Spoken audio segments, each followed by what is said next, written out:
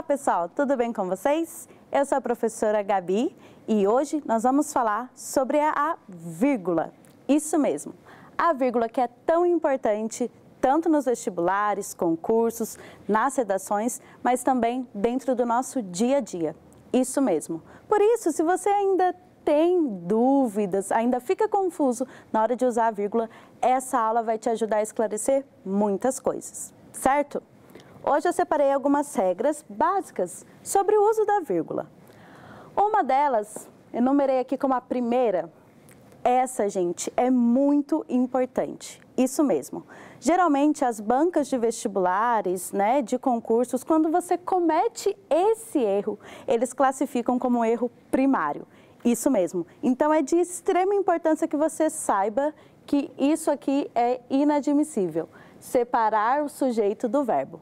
Portanto, não faça isso de maneira alguma, certo? Eu trouxe aqui alguns exemplos para que fique mais claro para vocês. Então, aqui no exemplo 1, eu tenho a frase: eu iria muito bem na redação. Geralmente, as pessoas cometem o erro de colocar uma vírgula aqui ou aqui. Isso está totalmente errado. Vamos lá, a gente precisa identificar aqui o nosso sujeito. Quem iria muito bem na redação? Eu. Então, o meu sujeito, eu não vou separar do verbo, certo? Ele precisa ficar unido. Eu não posso cometer esse erro, senão a banca pode descontar sérios pontos ao meu respeito. Aqui, no exemplo 2, eu tenho: você não pode falar isso comigo. Geralmente as pessoas gostam de colocar uma vírgula aqui, ou após o não pode falar.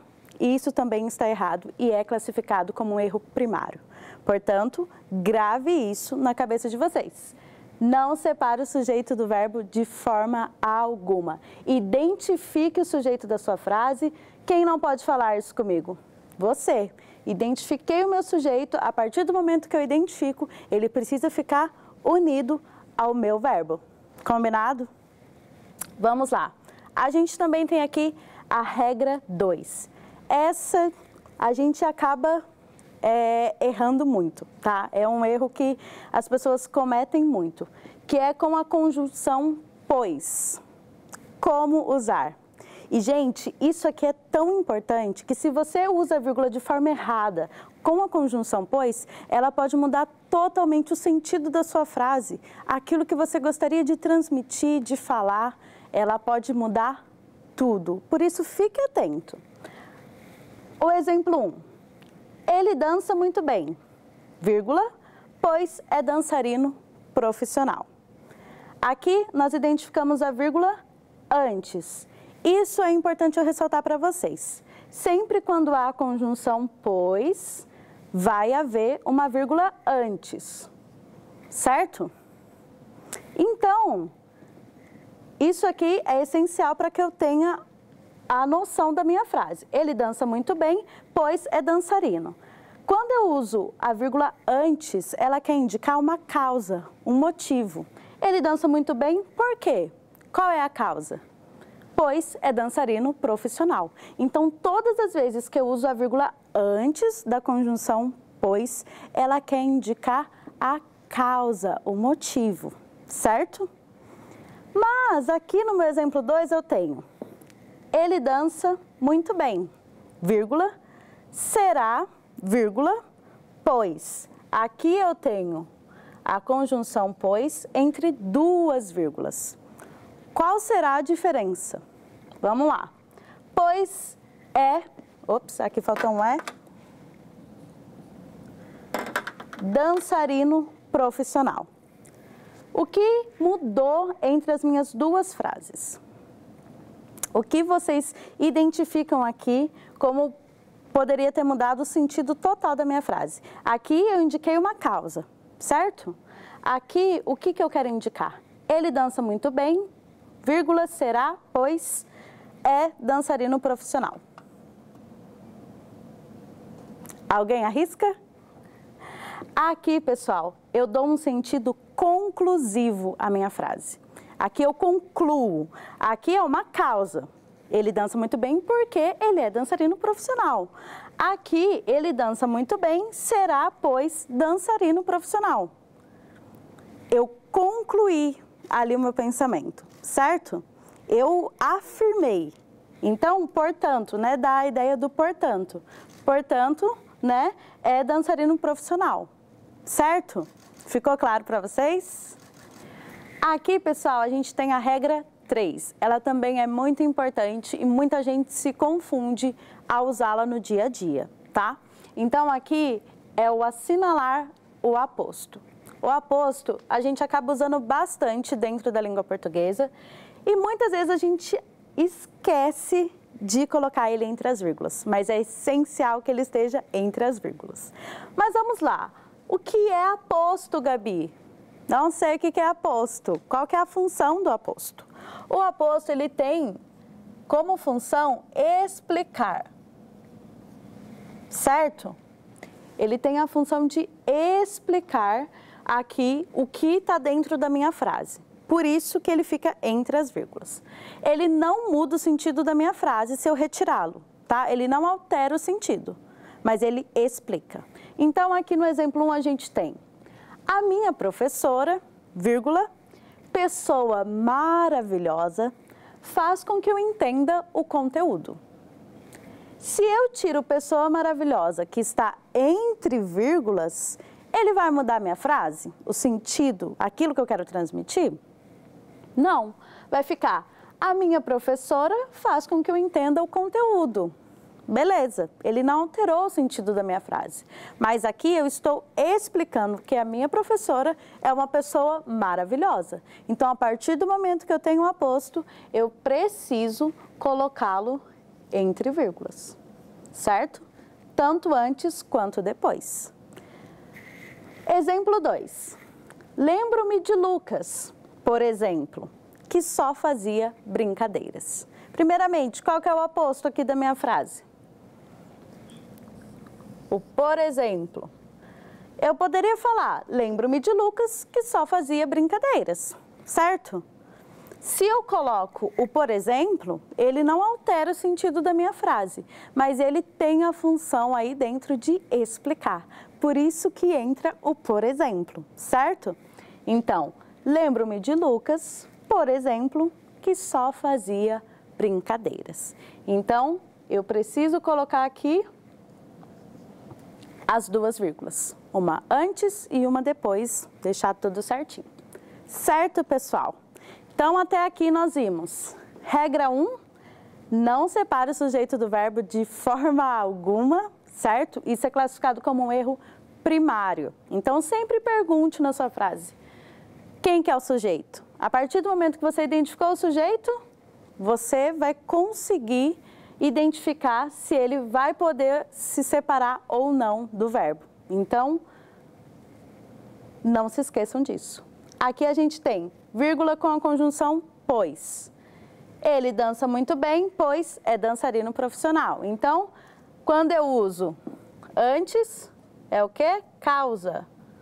Eu quero explicar a causa. Antes e depois, sentido conclusivo. Certo?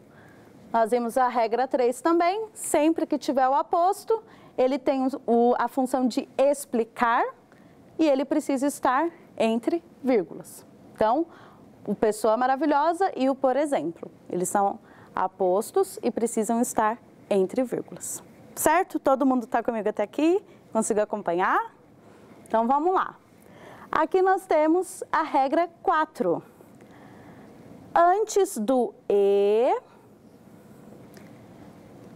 também em orações com dois sujeitos diferentes, quando eles se repetem, certo? Então, aqui, antes do artigo e, eu preciso usar a vírgula, quando em orações com sujeitos diferentes ou quando o e se repetir, certo? Então, aqui eu tenho o exemplo 1. Eu mandei um e-mail, vírgula, e meu pai escreveu uma carta, certo? Então, qual é o meu primeiro sujeito e a minha primeira oração aqui? Eu mandei um e-mail. Eu tenho aqui a minha primeira oração. E tenho a segunda oração. Meu pai escreveu uma carta. A segunda oração. Quem mandou o e-mail? Qual é o sujeito? O eu. Aqui na segunda oração. Meu pai escreveu uma carta. Quem que escreveu a carta? Meu pai. Então, eu tenho duas orações, dois sujeitos diferentes. Então, nesse caso, eu coloco a vírgula. Mas vamos lá, se eu tivesse colocado, eu mandei um e-mail e escrevi uma carta, eu não poderia colocar essa vírgula aí de jeito nenhum. Se tem só um sujeito, ela não entra, tá? Então, nesse caso, ela entrou porque tem dois sujeitos dentro da frase. Combinado? Aqui, faça o céu e a terra e o mar. Então, a gente tem e a terra e o mar. A repetição do e, que é o segundo caso, certo? Então, aqui no primeiro caso, se eu tenho dois sujeitos, eu preciso da vírgula para separar. Nesse segundo caso, quando há a repetição do artigo e. Então, faça o céu e a terra e o mar. Então, mesmo que tenha o e, a partir do momento que há a repetição dele, eu preciso da vírgula, certo? Geralmente as pessoas confundem, elas acham que se ela coloca o e, ela não precisa colocar a vírgula. Mas existe essa regrinha, tá? Então, se eu tenho dois sujeitos, preciso da vírgula ali. Se eu tenho repetição do artigo e, eu também preciso da vírgula, para não ficar confuso com um monte de e a minha frase. Combinado? Então, hoje nós podemos aprender um pouquinho mais sobre o uso da vírgula e a importância dela no nosso dia a dia. Então, percebam que imagina se dentro de tudo isso que eu expliquei para vocês, você usa a vírgula erradamente. Pode mudar muito e pode complicar muito a sua situação, até na hora de escrever uma simples mensagem ou um simples e-mail. A vírgula ela é muito importante, por isso essas regras são regras básicas, mas existem várias outras regras, certo? Aqui eu separei as principais para vocês, mas existem várias outras regras, que dá para a gente fazer mais umas 3 aulas só de vírgula, tá? Separei as principais para que vocês consigam já implementar isso no dia a dia de vocês. Eu espero que vocês tenham conseguido acompanhar o conteúdo dessa aula. É importante que vocês façam as observações que eu também deixei aqui na lousa. Isso ajuda muito na hora de estudar, certo? Então, é uma dica preciosa. Então, a partir do momento que você coloca o vídeo lá para rodar, vai fazendo essa anotação junto comigo para que a sua compreensão depois, na hora de estudar, seja mais fácil, certo? Eu espero que vocês tenham gostado, espero que vocês tenham acompanhado até aqui. Até a próxima!